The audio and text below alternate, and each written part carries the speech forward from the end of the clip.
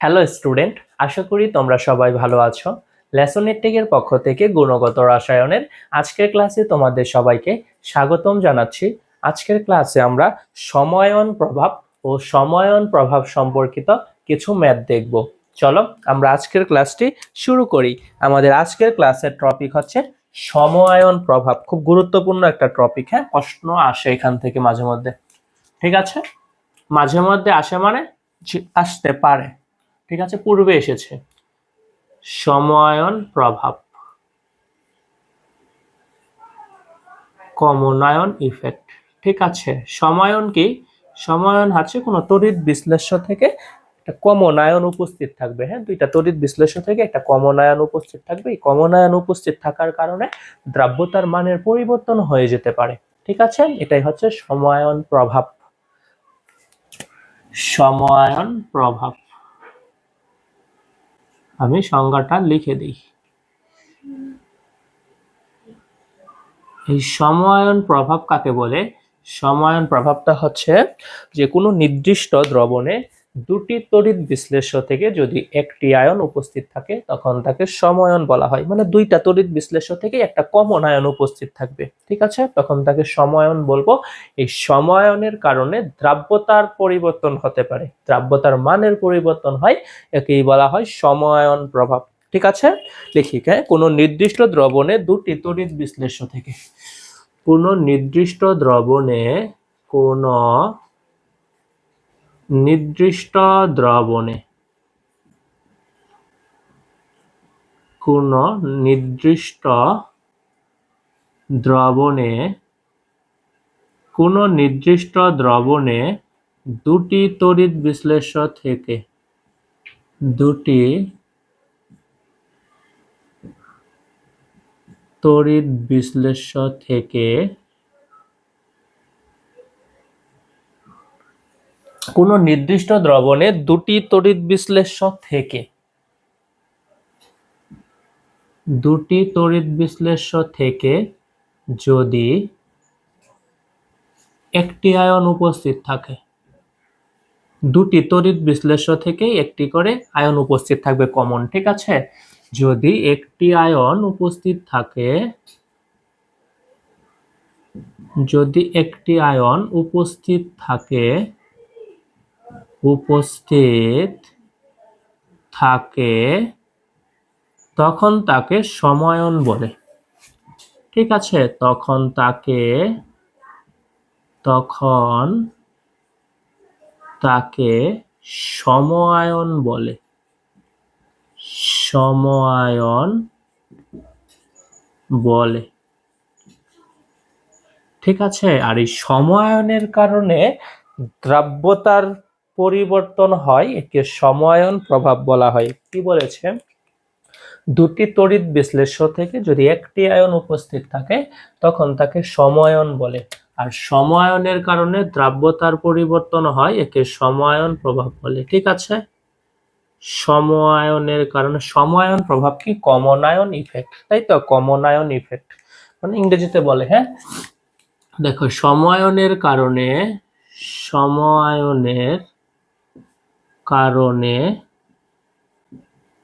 সমায়নের কারণে দ্রাব্যতার পরিবর্তন হয়। ঠিক আছে, সমায়নের কারণে দ্রাব্যতার পরিবর্তন হতে পারে, দ্রাব্যতার পরিবর্তন হয়। সমায়নের কারণে দ্রাব্যতার পরিবর্তন হয়, একে সমায়ন প্রভাব বলে। ঠিক আছে, যদি সমায়ন প্রভাবের সংজ্ঞা আসে প্রথম থেকে কিন্তু লিখতে হবে। ঠিক আছে, একে সমায়ন প্রভাব বলে। তুমি যদি বলো যে সমায়নের কারণে দ্রাব্যতার পরিবর্তন হয়, একে সমায়ন প্রভাব বলে, তাহলে এই সংজ্ঞাটা অপ্রাসঙ্গিক হয়ে যাবে। আগে সমায়ন কাকে বলে সেটা তোমাকে বলতে হবে, তারপর বলবা কি সমায়ন প্রভাব। ঠিক আছে, সমায়নের কারণে দ্রাব্যতার পরিবর্তন হয়, একে সমায়ন প্রভাব বলা হয়। প্রভাব, একে সমায়ন প্রভাব বলে। ঠিক আছে, সমায়নের সংজ্ঞাটা তাহলে কি পড়লাম আমরা? কোন নির্দিষ্ট দ্রবণে দুটি তড়িৎ বিশ্লেষ্য থেকে, হ্যাঁ, নির্দিষ্ট দ্রবণে কি হয়? এই দেখো, দুইটা তড়িৎ বিশ্লেষ্য থেকে কি হবে, একটি আয়ন উপস্থিত থাকবে। ঠিক আছে, তখন তাকে সমায়ন বলবো। আর এই সমায়নের কারণে কি হয়, দ্রাব্যতার পরিবর্তন হয়, এটাকে সমায়ন প্রভাব বলা হয়। ঠিক আছে, দেখো আমরা সিলভার ক্লোরাইড আর সোডিয়াম ক্লোরাইডের একটা দ্রবণ নিই। দেখো এই পাত্রে মনে করো সিলভার ক্লোরাইড আছে। ঠিক আছে, এই সিলভার ক্লোরাইড, তখন কি হবে, সিলভার আয়ন আর ক্লোরিন আয়ন, তাই তো। এখানে আমরা কি করলাম, মনে করো সোডিয়াম ক্লোরাইডটা মেশালাম, বা সোডিয়াম ক্লোরাইড দ্রবণে এটা সিলভার ক্লোরাইডকে মেশালাম। ঠিক আছে, তখন কি পাবো, এই যে সোডিয়াম আয়ন, এই যে ক্লোরাইড আয়ন। ঠিক আছে, দেখো এই যে দুইটা তড়িৎ বিশ্লেষ্য, সিলভার ক্লোরাইড একটা তড়িৎ বিশ্লেষ্য, সোডিয়াম ক্লোরাইড একটা তড়িৎ বিশ্লেষ্য। দুটি তড়িৎ বিশ্লেষ্য থেকে একটি কমন আয়ন কিন্তু উপস্থিত আছে, দেখো এই যে ক্লোরাইড।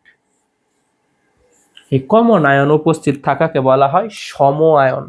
আর এই সম আয়নের কারণে দ্রাব্যতার মানের পরিবর্তন হয়, একে বলা হয় সমায়ন প্রভাব। মনে করো এই দ্রবণটার মাঝে নির্দিষ্টটা দ্রাব্যতা ছিল। ঠিক আছে, সময় এই দ্রবণে আমরা কি করেছি, ধরো সিলভার ক্লোরাইড দ্রবণে আমরা বাহির থেকে সোডিয়াম ক্লোরাইড যোগ করেছি।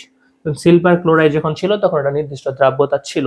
ঠিক আছে, যখন আমরা এখানে আবার সোডিয়াম ক্লোরাইড যুক্ত করে দিয়েছি, তখন এই যে সমায়নের কারণে কি হবে, দ্রাব্যতার মানের পরিবর্তন হবে। আমরা অঙ্ক দেখলে আমাদের এইটা ক্লিয়ার হয়ে যাবে। ঠিক আছে, আমরা এবার অঙ্ক দেখব। তাহলে আমি কি বললাম তোমাকে, সমায়ন কি, কোনো নির্দিষ্ট দুটি তড়িৎ বিশ্লেষ্য থেকে একটি কমন আয়ন উপস্থিত থাকবে। ঠিক আছে, একে সমায়ন বলা হয়। আর সমায়নের কারণে কি হয়, দ্রাব্যতার মানের পরিবর্তন হয়, একে সমায়ন প্রভাব বলা হয়। ঠিক আছে, ওকে। তাহলে আমরা একটা কথা লিখে ফেলি এখানে, দ্রাব্যতা গুণফল কেএসপিটা কি ছিল। দেখো এই কেএসপি দ্রাব্যতা গুণফল, এটা কি নির্দিষ্ট তাপমাত্রায় দ্রাব্যতা গুণফলের মান কি ছিল, ধ্রুবক ছিল না, কেএসপি, তাই তো। নির্দিষ্ট তাপমাত্রায় দ্রাব্যতা গুণফলটা কি, কেএসপিটা হচ্ছে ধ্রুবক। নির্দিষ্ট তাপমাত্রায় দ্রাব্যতা গুণফল হচ্ছে ধ্রুবক। তাপমাত্রায়, কথাটা লিখে নাও, হ্যাঁ, কেএসপি মানে দ্রাব্যতা গুণফল। নির্দিষ্ট তাপমাত্রায় দ্রাব্যতা গুণফল কি হয়, ধ্রুবক হয়। দ্রাব্যতা গুণফল ধ্রুবক। কিন্তু বলতো নির্দিষ্ট তাপমাত্রায় দ্রাব্যতার মানের মান কখনো ধ্রুবক হবে, কখনোই হবে না, সমায়নের কারণে চেঞ্জ হয়ে যাবে। ঠিক আছে, নির্দিষ্ট তাপমাত্রায় দ্রাব্যতার পরিবর্তন হতে পারে সমায়নের কারণে। ঠিক আছে, কিন্তু দ্রাব্যতা গুণফল কি, নির্দিষ্ট তাপমাত্রায় দ্রাব্যতা গুণফল ধ্রুবক, কিন্তু দ্রাব্যতা কি, নির্দিষ্ট তাপমাত্রায় দ্রাব্যতার পরিবর্তন হতে পারে সমায়নের কারণে। ঠিক আছে, নির্দিষ্ট তাপমাত্রায় দ্রাব্যতার পরিবর্তন হয় সমায়নের কারণে। ঠিক আছে, নির্দিষ্ট তাপমাত্রায় দ্রাব্যতার পরিবর্তন হতে পারে, তাপমাত্রায়, নির্দিষ্ট তাপমাত্রায় দ্রাব্যতার পরিবর্তন হতে পারে, পরিবর্তন হতে পারে। নির্দিষ্ট তাপমাত্রায় কি, দ্রাব্যতার পরিবর্তন হতে পারে। কিসের জন্য হতে পারে ভাই, সমায়নের জন্য। ঠিক আছে, সমায়নের কারণে। আমরা অঙ্ক দেখব, হ্যাঁ, আসলে সমায়নের কারণে দ্রাব্যতার মানের পরিবর্তন হয় কিনা।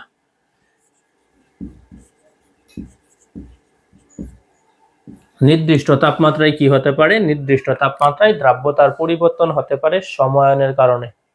ঠিক আছে, আসো আমরা অঙ্কতে চলে যাই, আমরা কিছু অঙ্ক দেখি। মুছে দিলাম এটা, হ্যাঁ। আসো তাহলে আমরা সমায়ন প্রভাবটা কি পড়লাম, নির্দিষ্ট দ্রবণে দুটি তড়িৎ বিশ্লেষ্য থেকে যদি একটি আয়ন উপস্থিত থাকে তখন তাকে সমায়ন বলা হয়। আর এই সমায়নের কারণে দ্রাব্যতার পরিবর্তন হতে পারে, একে সমায়ন প্রভাব বলা হয়। তাই তো, আসো তোমাকে কি বলেছে উদ্দীপকটা আমি লিখে দেই। বলেছে 25°C তাপমাত্রায় সিলভার ক্লোরাইডের দ্রাব্যতা গুণফল এত, 0.1 মোল সোডিয়াম ক্লোরাইড দ্রবণে সিলভার ক্লোরাইডের দ্রাব্যতা কত হবে? দেখো কি বলেছে, 25°C তাপমাত্রায়, উদ্দীপকটা লেখো। 25°C তাপমাত্রায় সিলভার ক্লোরাইডের দ্রাব্যতা গুণফল, সিলভার ক্লোরাইডের দ্রাব্যতা গুণফল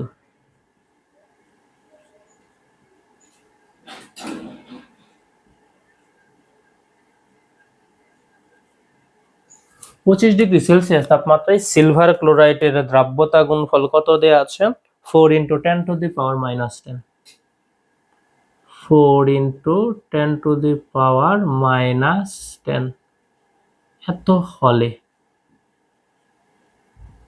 0.1 মোলার সোডিয়াম ক্লোরাইড দ্রবণে সিলভার ক্লোরাইডের দ্রাব্যতা কত হবে?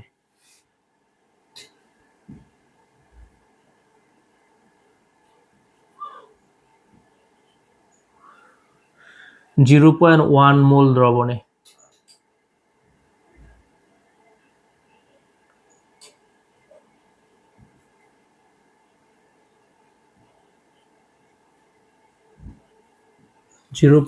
মোল দ্রবণে 0.1 মোল সোডিয়াম ক্লোরাইড দ্রবণে,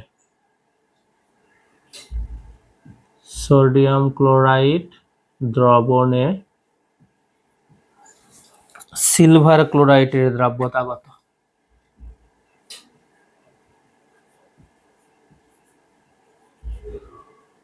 দ্রাব্যতা কত? ঠিক আছে, আমি এটা একটু সহজ করে বুঝাই দিই। মনে করো এই পাত্রে কি আছে? সিলভার ক্লোরাইড আছে। ঠিক আছে, এই পাত্রের কি আছে? একটা কেএসপির মান মনে করো দেয়া আছে। বুঝিও কেএসপি কত দেয়া আছে? 4 × 10⁻⁻10। ঠিক আছে, তাহলে এটার একটা কি আছে? অবশ্যই এটা এস আছে, মানে দ্রাব্যতা আছে, এটা ঘনমাত্রা আছে, আমরা বের করতে পারবো কেএসপি থেকে, তাই তো? আচ্ছা, তোমাকে বলেছে কি এখানে যদি তুমি করো 0.1 মোল সোডিয়াম ক্লোরাইড দাও, 0.1 মোল সোডিয়াম ক্লোরাইড দাও। 0.1 মোল সোডিয়াম ক্লোরাইড দেওয়ার পর এই সিলভার ক্লোরাইডের দ্রাব্যতা কত হবে? মনে করো পরিবর্তিত দ্রাব্যতা S প্রাইম ইকুয়াল হোয়াট? তাহলে তোমাকে আগে 0.1 মোল সোডিয়াম ক্লোরাইড এটা দেওয়ার আগে শুধু এখান থেকে একটা দ্রাব্যতা বের করতে হবে, তাই তো? তারপর এটা মেশানোর পর দ্রাব্যতা কতটুকু হবে, তাই তো? পরিবর্তিত দ্রাব্যতা কত? তাহলে আমরা দুই ভাবে দ্রাব্যতা বের করব, তাই না? এস এর মান বের করতে হবে, তাই তো? বুঝতে পেরেছ? প্রথমে তুমি কি করবা, এই যে সিলভার ক্লোরাইডের দ্রাব্যতা গুণফল দেয়া আছে, এখান থেকে তো আমাদের একটা দ্রাব্যতার মান বের করতে হবে, তাই তো? পরে আমরা কি করব, এখানে 0.1 মোল সোডিয়াম ক্লোরাইড মিক্সড করার পর বা এটাকে সিলভার ক্লোরাইডকে 0.1 মোলার সোডিয়াম ক্লোরাইডের দ্রবণে দেওয়ার পর এই সিলভার ক্লোরাইডের দ্রাব্যতাটা কত হবে এটা আমাদের বলেছে। ঠিক আছে, আসো আমরা অঙ্কটা শুরু করি। হ্যাঁ, প্রথমে আমরা কি করব, সিলভার ক্লোরাইড, দেখো সিলভার ক্লোরাইড, ওকে, এটাকে ভেঙে ফেলবো, কি পাবো? সিলভার প্লাস আয়ন যোগ ক্লোরাইড আয়ন, তাই তো? দেখো কেএসপি ইকুয়াল আমরা কি লিখতে পারি? কেএসপি ইকুয়াল লিখতে পারি, এটা ধরে নেই এটা কি এস মোল,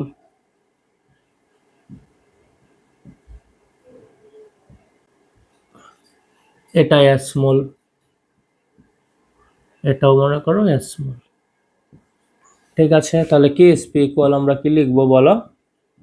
কেএসপি ইকুয়াল লিখবো সিলভার আয়নের ঘনমাত্রা ইন্টু ক্লোরাইড আয়নের ঘনমাত্রা, তাই তো? 1 মোল করে আছে, পাওয়ারে 1 না দিলেও হয়। দেখো এটার ঘনমাত্রা কত ধরলাম? এস মোল, তাই না? তাহলে এস ইন্টু এস, তাহলে কত হলো? এস হোল স্কয়ার, তাই তো? কেএসপির মান কত দেয়া আছে বলো না? কেএসপির মান কত দেওয়া আছে? কেএসপির মান দেওয়া আছে 4 × 10⁻10, তাই না? তাহলে আমরা কি লিখতে পারি?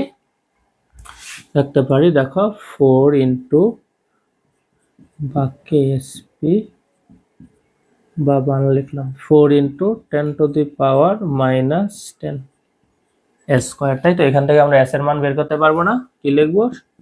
এস ইকুয়াল কি করে রুট ওভার করে দিলেই তো হবে, তাই না? 4 × 10⁻10, তাহলে মানটা কত আসলো? দ্রাব্যতার মান আসলো কত? 2 × 10⁻5, 2 × 10⁻5 মোল পার লিটার। ঠিক আছে, এটা আমাদের প্রাথমিক দ্রাব্যতার মানটা বের হলো, তাই না?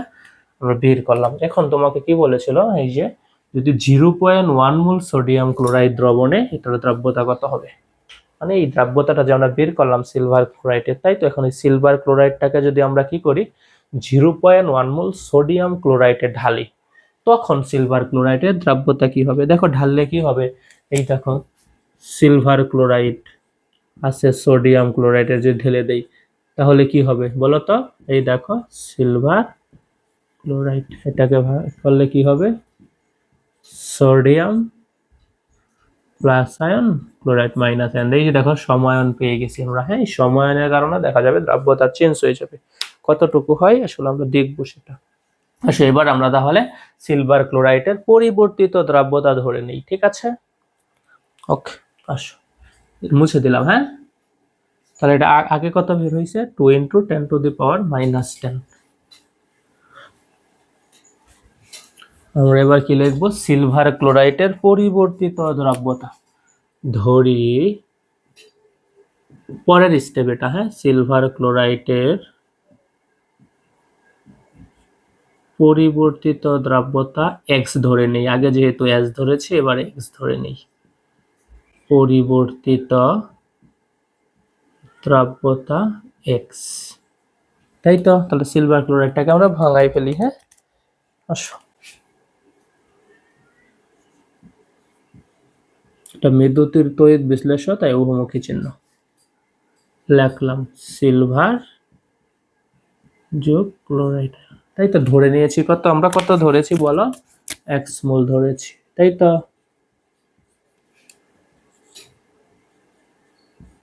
এটাও এক্স মোল, তাই না? এই সোডিয়াম ক্লোরাইডের দেখো, আমরা সোডিয়াম ক্লোরাইডটাকে ভাঙি।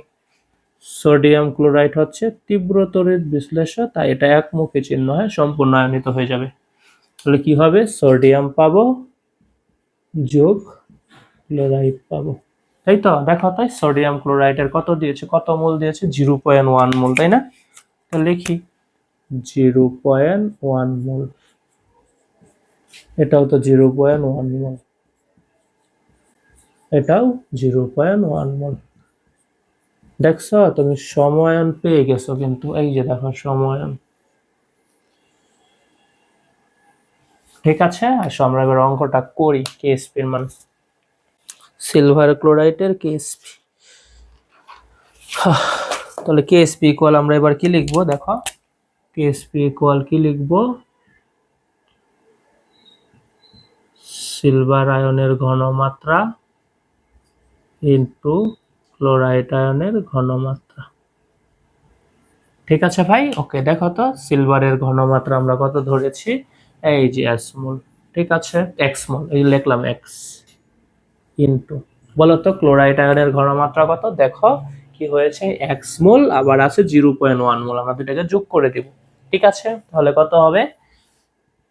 X plus 0.1। ঠিক আছে, আচ্ছা আমরা এবার গুণ করে ফেলি। এক্স কে যদি এটা দিয়ে গুণ করি তাহলে কি হবে? এক্স স্কয়ার যোগ এক্স দিয়ে 0.1 কে গুণ করলে কত হবে? 0.1। দেখছো এক্স এর মানটা কি খুব ছোট না? তাহলে যদি এখানে যদি স্কয়ার করে দাও তাহলে আরো ছোট হয়ে যাবে না? বলো, বুঝছো? এক্স এর মানটা কি খুব ছোট, ঠিক আছে? এখন এক্স স্কয়ার যদি করি তাহলে মানটা আরো ছোট হয়ে যাবে, তাই আমরা কি করব? এখানে ধরে ফেলবো, কি বলে দেব? বলবো যে এক্স স্কয়ার ইকুয়াল 0। ঠিক আছে, এক্স এর মানটা তো খুব ছোট, এটাকে যদি স্কয়ার করি তাহলে তো আরো ছোট হয়ে যাবে, এই জন্য এটাকে বাদ দিয়ে 0 ধরা হয়েছে। ঠিক আছে, তাহলে দেখো আমরা তাহলে কি পাইলাম, কেএসপি ইকুয়াল 0.1x। এখান থেকে x এর মানটা যদি আমরা বের করি, x ইকুয়াল কত লিখবো, কেএসপির মান কত, কেএসপির মান হচ্ছে 4 × 10⁻⁻10। তাহলে লিখলাম 4 × 10⁻⁻10 বাই কত লিখবো, 0.1। তাহলে ক্যালকুলেটর চাপলে কত আসবে মানটা, 4 × 10⁻⁻9 মোল পার লিটার। ঠিক আছে, আগে বের হয়েছিল কত, আগে বের হয়েছিল বেবি 2 × 10⁻⁻5 মোল পার লিটার। ঠিক আছে, এটা আগেরটা বের হয়েছিল তাই না। পরে কি হইলো, সময়ায়নের জন্য কত হলো, এই যে দেখো দ্রাব্যতার মানের চেঞ্জ হয়ে গেল। ঠিক আছে, যদি বলে কতটুকু চেঞ্জ হয়েছে তাহলে কি করবা, এটা থেকে এটা বাদ দিয়ে দিবা, পারবা না। ওকে, এই ছিল আমাদের অঙ্কটা। আমরা আরো অঙ্ক দেখবো। হ্যাঁ, অঙ্কটা তোমাকে কি বলেছিল, 25°C তাপমাত্রায় সিলভার ক্লোরাইডের দ্রাব্যতা গুণফল এত হলে ওখানে 0.1 মোলার সোডিয়াম ক্লোরাইড দ্রবণে সিলভার ক্লোরাইডের দ্রাব্যতা কত হবে। তাহলে আমরা আগে সিলভার ক্লোরাইডের দ্রাব্যতা বের করছি, পরে 0.1 মোল সোডিয়াম ক্লোরাইড দ্রবণেও সিলভার ক্লোরাইডের দ্রাব্যতাটা বের করেছি। ঠিক আছে, ওকে, সিলভার ক্লোরাইডের দ্রাব্যতা প্রথমে কত বের হয়েছিল, এত, পরে 0.1 মোলার সোডিয়াম ক্লোরাইড দ্রবণে বের হয়েছে এত। কিসের জন্য, সময়ায়নের জন্য। ঠিক আছে, দেখো তো মানের কি চেঞ্জ হয়ে গেল না, মানটা কমে গেল, তাই তো। কেন কমে গেল, সময়ায়ন থাকার জন্য, এই যে সময়ায়ন থাকার জন্য। ঠিক আছে ভাই, আসো আমরা পরের অঙ্কটাতে চলে যাই। আশা করি তোমরা অঙ্কটা বুঝতে পেরেছো। দেখো আমাদের পরের অঙ্ক,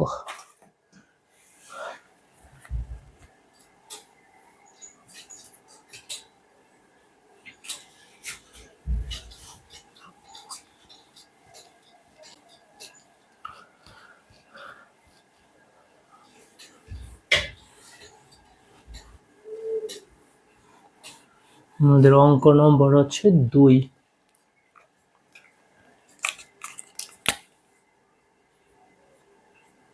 দুই নম্বর অঙ্ক কি বলেছে, বলেছে 20°C তাপমাত্রায় ক্যালসিয়াম ফ্লোরাইডের দ্রাব্যতা এত, তাহলে 0.5 মোল ক্যালসিয়াম ক্লোরাইড দ্রবণে ক্যালসিয়াম ফ্লোরাইডের দ্রাব্যতা কত।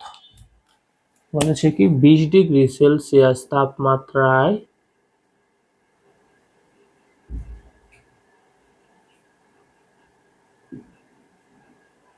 20°C তাপমাত্রায় 20°C তাপমাত্রায় ক্যালসিয়াম ফ্লোরাইডের দ্রাব্যতা, ক্যালসিয়াম ফ্লোরাইড এর দ্রাব্যতা, দ্রাব্যতা দিয়েছে আগে, কিন্তু দ্রাব্যতা গুণফল দিয়েছিল তাই আমরা দ্রাব্যতা বের করে নিয়েছি, তাই তো।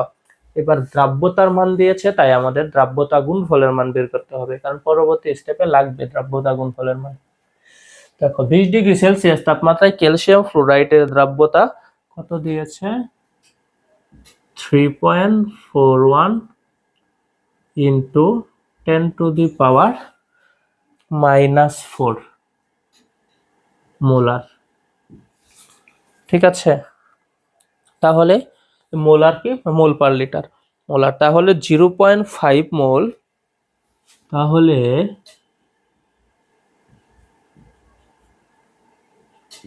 0.5 মোল ক্যালসিয়াম ক্লোরাইড দ্রবণে, 0.5 মোলার ক্যালসিয়াম ক্লোরাইড দ্রবণে, ক্যালসিয়াম ক্লোরাইড দ্রবণে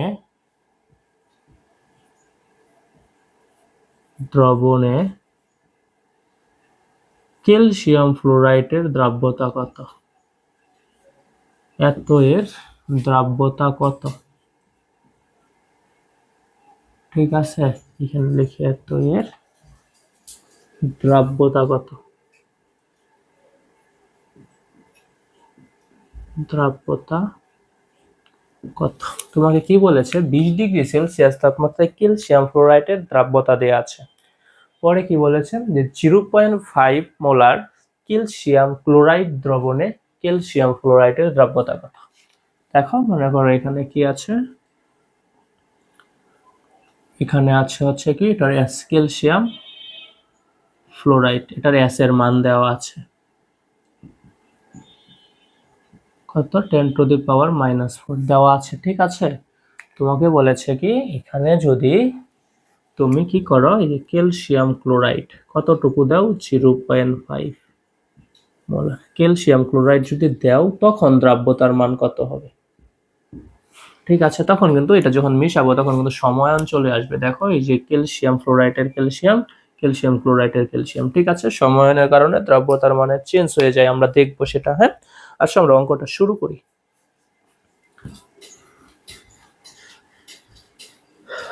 দেখো কি বলেছে যে 20°C তাপমাত্রায় ক্যালসিয়াম ফ্লোরাইডের দ্রাব্যতা এত দেওয়া আছে, দ্রাব্যতা গুণফল দেওয়া নেই, কারণ আমরা জানি পরবর্তী স্টেপে আমাদের কেএসপির মানটা লাগবে, তাই তো? তাহলে আমাদের আগে কেএসপির মানটা বের করে ফেলতে হবে। ঠিক আছে, আগের অঙ্কতে কিন্তু কেএসপির মানটা দেয়া ছিল, তাই আমরা দ্রাব্যতা আগে বের করেছি, তাই না? পরে পরবর্তীতে দ্রাব্যতা বের করেছি, আর এখানে আমাদের একটা দ্রাব্যতা দেওয়া আছে, তাই আমরা আগে কেএসপির মান বের করব, পরে সেখান থেকে পরবর্তীতে দ্রাব্যতার মান বের করব। ঠিক আছে, ওকে, চলো আমরা তো লিখি। কি বলবো, ক্যালসিয়াম ফ্লোরাইড, ক্যালসিয়াম ফ্লোরাইডকে আমরা ভেঙে দিই, তাহলে কি পাবো, ক্যালসিয়াম পাবো আর পাবো ফ্লোরাইড। কয়টা, দুইটা আছে, তাই না? এই যে 2, তাহলে দুইটার জন্য দুইটা ফ্লোরিনের জারণ মান -2, তাহলে ক্যালসিয়াম কি হবে +2। ঠিক আছে, আসো এটা, তাহলে এটাকে আমরা ধরি S মোল, তাহলে এটাও কি হবে S মোল, এটাও কি হবে S মোল। ঠিক আছে, কেএসপি কত হবে বলো, এটা কি হবে, এটা হবে 2S মোল, সরি ই আছে যে 2F আছে, তাহলে কেএসপি ইকুয়াল আমরা কত লিখব, ক্যালসিয়াম এর ঘনমাত্রা দিলাম ইনটু ফ্লোরাইডের ঘনমাত্রা 2 মোল, তাই দুইটাকে আমরা কোথায় দিয়ে দেব, পাওয়ারে দিয়ে দেব। ঠিক আছে, ওকে, তাহলে আসো এটা কত S ইনটু আর এটা কত 2S হোল স্কয়ার, তাই তো? যে F এর কত ঘনমাত্রা কত 2S, এই যে 2S যে হোল স্কয়ার, তাহলে কত হলো 4S কিউব। ঠিক আছে, তাহলে কেএসপির মানটা আমরা বের করে ফেলি, আসো। 4 S এর মান কত দেয়া আছে দেখছো, S এর মান দেয়া আছে কত, এই যে 3.41 10⁻⁻⁴, 3.41 ইন্টু 10⁻⁻⁴, উপরে কি কিউব। তাহলে ক্যালকুলেটর চাপো, দেখো মান কত আসে, মানটা আসছে হয়তো কত 1.586 10⁻⁻10, 1. তোমরা একটু ক্যালকুলেটর চেপে নাও, 586 ইন্টু 10⁻⁻10। হ্যাঁ, দ্রাব্যতা গুণফলের একক লিখতে হবে না, আর একক যদি লিখতে চাও তাহলে ঘনমাত্রা কয়টা আছে, 3টা, তাহলে কি হবে, একটার জন্য হয় মোল পার লিটার, তিনটার জন্য কি হবে মোল কিউব লিটার ইনভার্স 3। ঠিক আছে, যদি লিখতে চাও, তাহলে দেখো আমরা দ্রাব্যতা গুণফলের মানটা বের করে নিলাম, তাই না? এখান থেকে আমরা কি করব, এই দ্রাব্যতা গুণফল আমাদের পরিবর্তিত দ্রাব্যতা কত হবে সেটা নির্ণয়ের জন্য প্রয়োজন হবে। ঠিক আছে, আসো আমরা এবার কি করি, ধরি এটা দ্রাব্যতা কত ধরেছিলাম S, আবার পরিবর্তিত দ্রাব্যতা ধরে নেই আমরা X। ঠিক আছে, ধরি এটা নিচে স্টেপে করবা। হ্যাঁ, ধরি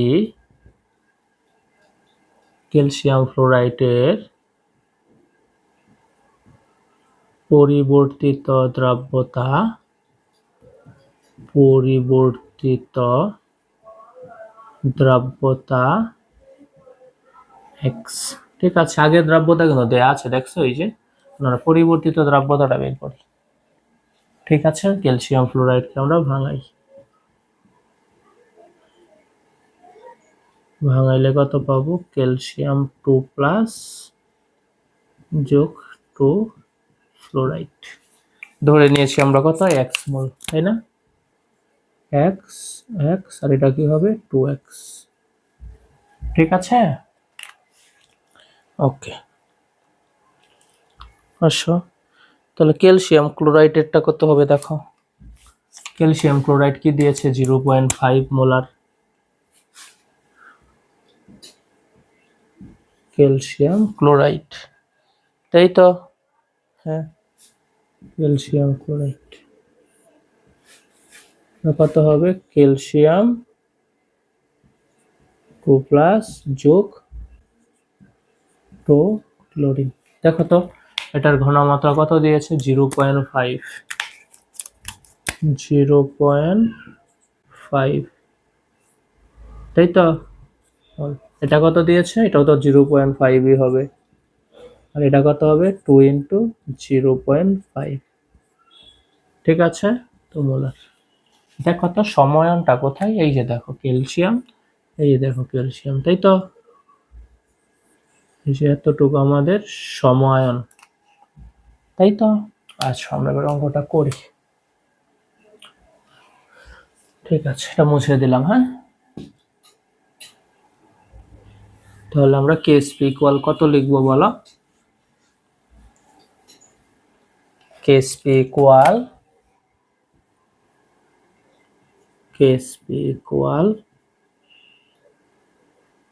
বলো কত লিখবো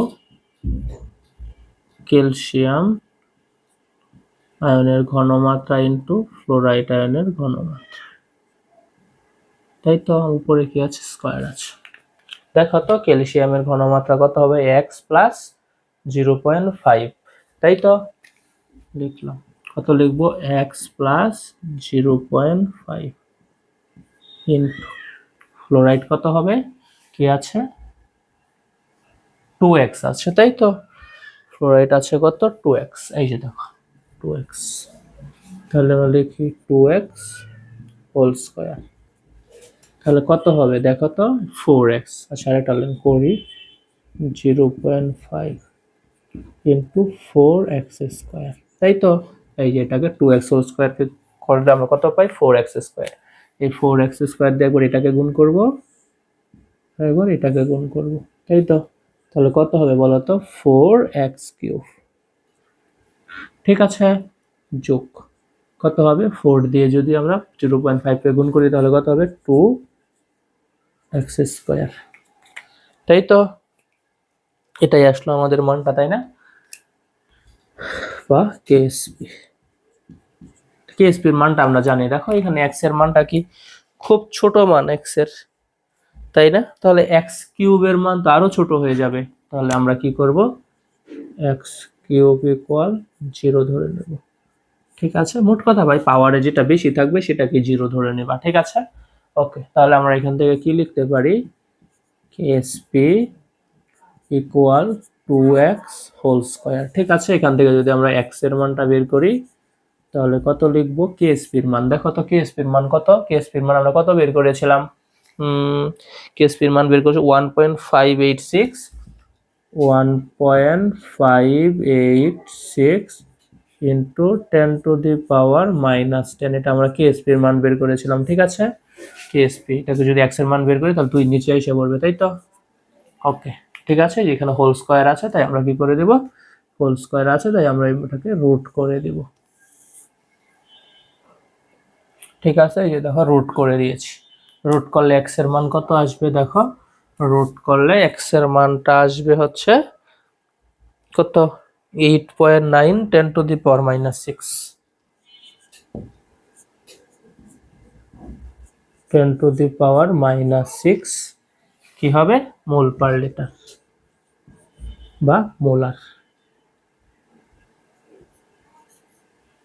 ঠিক আছে দেখো আগে দ্রাব্যতা কত ছিল আগে দ্রাব্যতা কত ছিল 3.45 ইনটু 10 টু দি পাওয়ার -4 সময়নের কারণে দ্রাব্যতা কত হয়েছে সময়ন আছে সময়নের কারণে দ্রাব্যতার মান হয়েছে কত 8.9 into 10 to the power -6 molar বা মোল পার লিটার ঠিক আছে দেখছো সময়নের জন্য দ্রাব্যতার মান কমে গেল তাই না আগে ছিল এত এখন হয়েছে এত কমে গেছে এই হচ্ছে সময়ন প্রভাব ঠিক আছে তোমাকে যদি বলতো এখানে কতটুকু চেঞ্জ হয় তাহলে একটা থেকে আরেকটা বিয়োগ করে দিতা ঠিক আছে এটা থেকে এটাকে বিয়োগ করে দিতা তাহলে আমরা পেয়ে যেতাম কতটুকু চেঞ্জ হলো ঠিক আছে ওকে আসো আমরা আরেকটা অঙ্ক দেখি তাহলে আমরা দুইটা টাইপের অঙ্ক দেখলাম তাই তো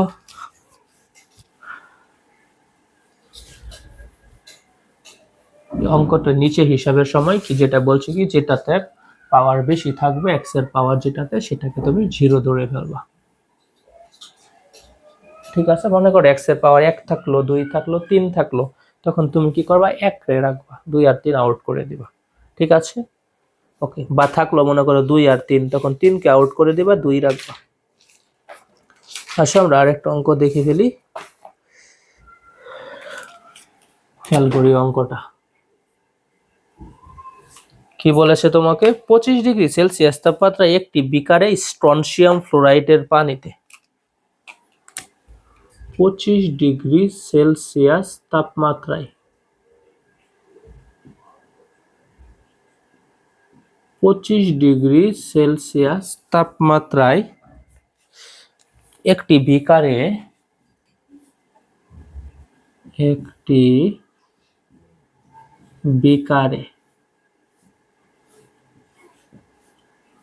বিকারে কি আছে, স্ট্রনশিয়াম ফ্লোরাইডের পানিতে সম্পৃক্ত 1 লিটার দ্রবণ আছে। স্ট্রনশিয়াম ফ্লোরাইড এর পানিতে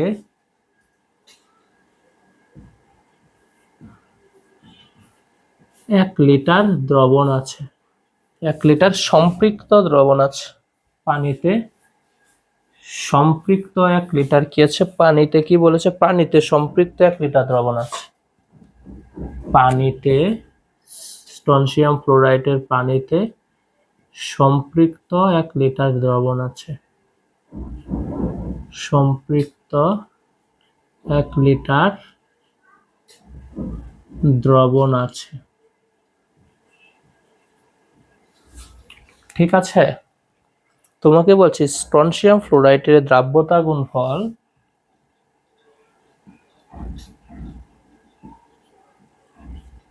এর দ্রাব্যতা গুণফল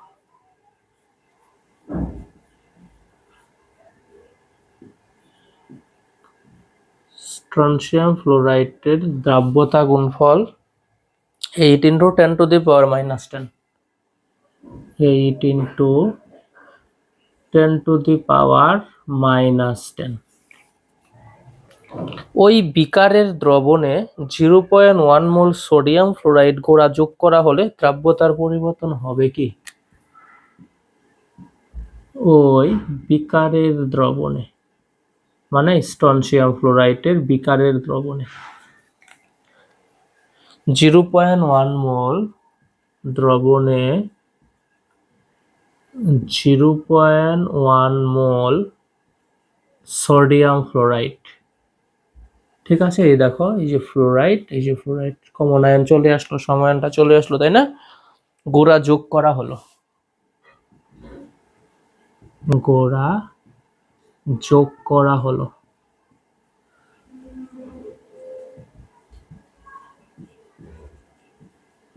ঠিক আছে, দ্রাব্যতার পরিবর্তন হবে কি?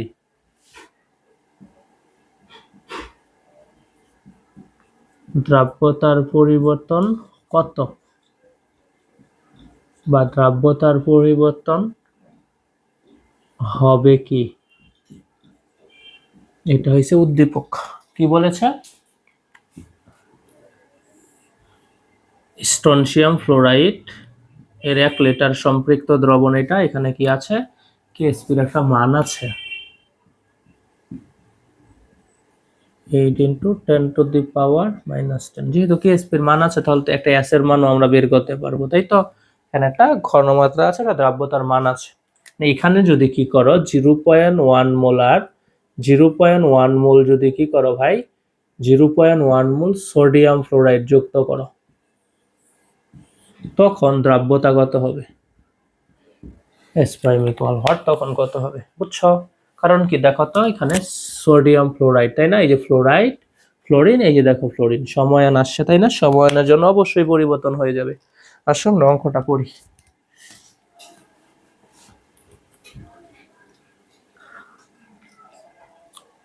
লিখলাম ফ্লোরাইড, এটাকে যদি ভাঙি আমরা তাহলে কি পাবো? স্ট্রনশিয়াম যোগ ফ্লোরাইড। কয়টা আছে? 2টা। একটা জারণ মান -1, 2টার কি -2, তাহলে স্ট্রনশিয়ামের জারণ মান +2। ঠিক আছে, এটা ধরি স্মল, তাহলে এটাও স্মল, এটা কি হবে 2 স্মল। ঠিক আছে, যেহেতু 2f আছে, সুতরাং কেএসপি ইকুয়াল কত লিখবো আমরা?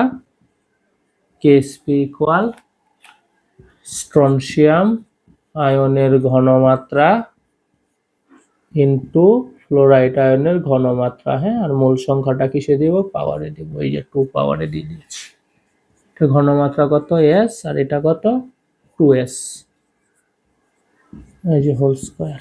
তাহলে কত হলো? 4s cube. ঠিক আছে, কেএসপি এর মান কত দেয়া আছে দেখো, সেখান থেকে আমরা s এর মানটা বের করে ফেলবো। সুতরাং s ইকুয়াল আমরা কত লিখতে পারি বলো?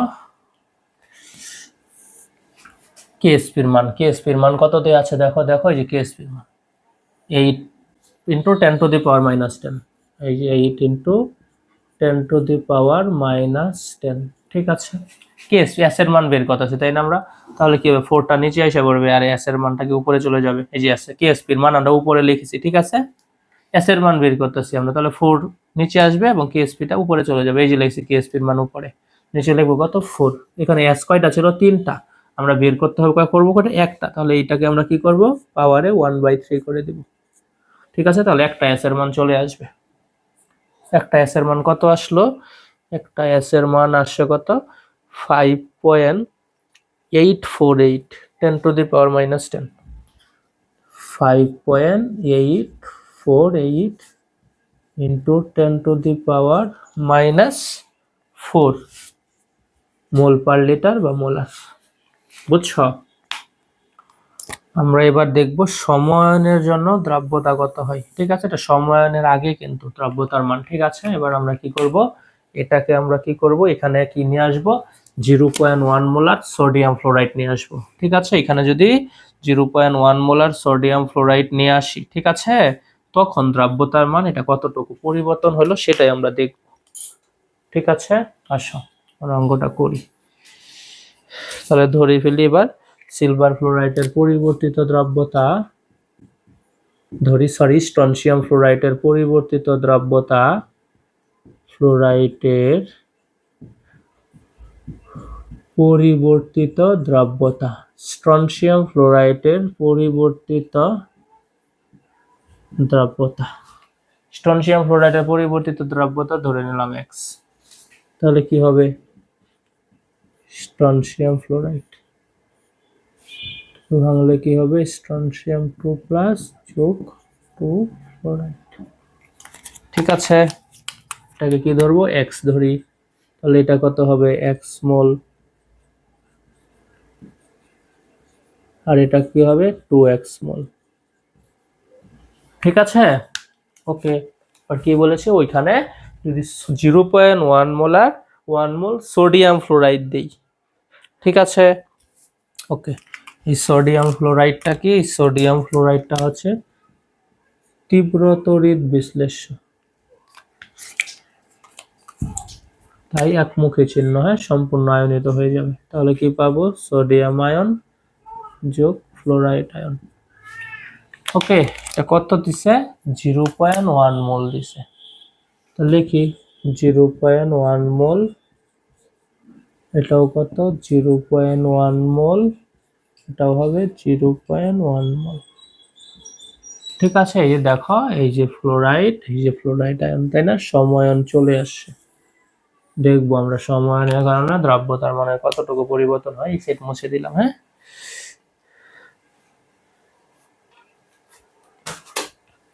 আচ্ছা,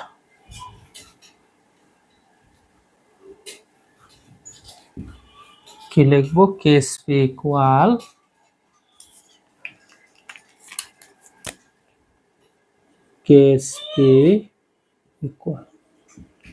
strontium 2 plus into fluoride power 2। ঠিক আছে, স্ট্রনশিয়ামের ঘনমাত্রা কত? স্ট্রনশিয়াম এই যে x মোল। ঠিক আছে, এই যে লিখলাম আমরা x ইন্টু ফ্লোরাইডের কত হবে? 2x যোগ 0.1, 2x যোগ 0.1। ঠিক আছে, উপরে কি আছে, হোল স্কয়ার আছে, তাই না? তো এটাকে আমরা গুণ করে ফেলতে পারি। কত হবে? 4x স্কয়ার যোগ 0.01 হবে তখন, তাই না? যদি গুণ করি এটাকে, আর তুমি এখানে প্লাস বি হোল স্কয়ারের সূত্র ফেলতে পারো। ঠিক আছে, ওকে। দেখো, দরকার নেই, আমরা সূত্র দরকার নেই, x লিখলাম ইনটু এটাকে যদি স্কয়ার করি তাহলে কত হবে? 4x whole square. বুঝছো? 2x স্কয়ার করলে 4x হোল স্কয়ার যোগ এই 0.1 কে যদি স্কয়ার করো তাহলে কত হবে? 0.01। ঠিক আছে, ওকে। দেখো এবার x দিয়ে এটাকে একবার গুণ করবা, x দিয়ে এটাকে একটা গুণ করবা, তাহলে কত হবে?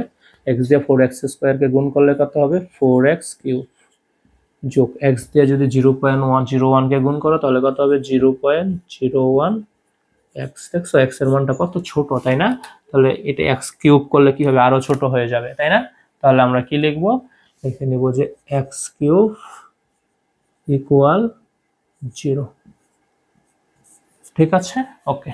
তাহলে কেএসপির মান দেখো, কেএসপির মান তো বেরিয়ে করেছিলাম আমরা, নাকি দেয়া আছে? কেএসপির মান দেয়া আছে। ঠিক আছে, তাহলে আমরা কেএসপি ইকুয়াল কত লিখবো বলো? কেএসপি ইকুয়াল লিখবো কত? 0.01x। এখান থেকে আমরা কি লিখবো? x এর মান দেখো 0.01, এটা নিচে চলে আসবে, তাই না? আর কেএসপির মান কত? 8 into 10 to the power 10, 8 into 10 to the power minus 10 আর 0.01, তাই না? 0.01। ঠিক আছে, এটাকে ক্যালকুলেটর চাপলে কত হবে? মান কত আসবে বলো? 8 into 10 to the power minus 8। কত আসলো? 8 into 10 to the power minus 8 এত মোলার বা মোল পার লিটার, সেটাই লেখো। ঠিক আছে, তাহলে দেখো সমায়নের জন্য দ্রব্যতার মান কি হয়ে গেল? পরিবর্তন হয়ে গেল, তাই না? আগে কতটুকু ছিল দেখো, আগে ছিল কত? আগে ছিল হচ্ছে 5.8 কত? 848 10 to the power minus 4 ছিল, তাই তো? এত মোলার এটা ছিল আগে। ঠিক আছে, এরপরে 0.1 মোল সোডিয়াম ফ্লোরাইড যদি যোগ করি এখানে, তখন দ্রব্যতা কত হবে? এত। কেন চেঞ্জ হয়ে গেল? সমায়নের জন্য। এই যে ফ্লোরাইড, এই যে ফ্লোরাইড, সমায়ন উপস্থিত থাকার কারণে দ্রব্যতার মানের পরিবর্তন হয়ে গেল। ঠিক আছে, এই ছিল আমাদের অঙ্ক। তাহলে বুঝতে পেরেছো সমায়নের কারণে কি হয়?